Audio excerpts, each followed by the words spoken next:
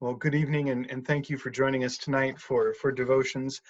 Tonight's actually a very short devotion, but as I was looking through some of the material that I had and going through some of the books that we've been working through together, today's Living the Message from Eugene Peterson was short and sweet, and it was so perfect and true.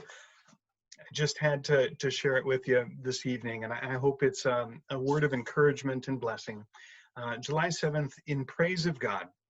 And he writes this: anytime we look into the newspapers or into our own hearts and despair, we do well to remember that God's people have faced similar prospects, similar reversals, similar headlines, similar assaults on faith, and have recovered from the doubt, been rescued from the pessimism and foreboding, and have gone on to live in praise of God. And he writes, quoting Matthew 6:34 from the Living or the Message translation, Jesus said, "Give your entire attention to what God is doing right now, and don't get worked up about what may or may not happen tomorrow. God will help you deal with whatever hard things come up when the time comes." You know, these are times when we use the word unprecedented and, earth-shaking, transformative, changing, and it's true. All of that is true.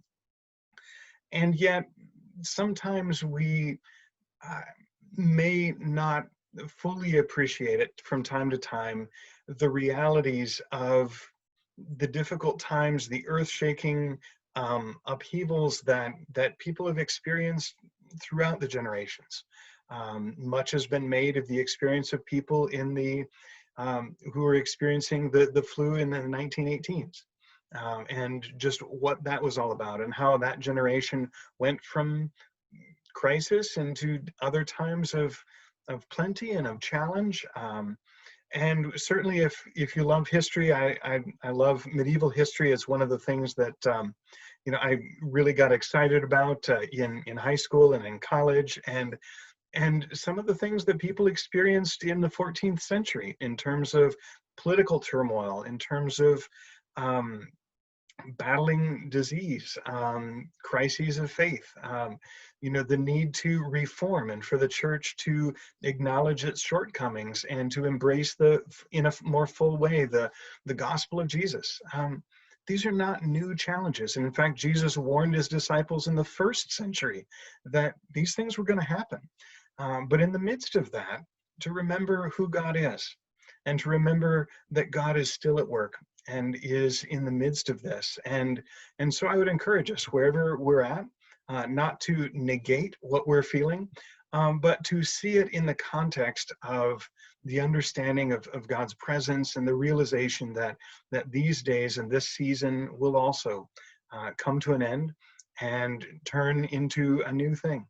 And may we be ready, not just in a holding pattern for the future, but may we be ready now to join with what God is doing in this moment, realizing that there are new times coming and better times.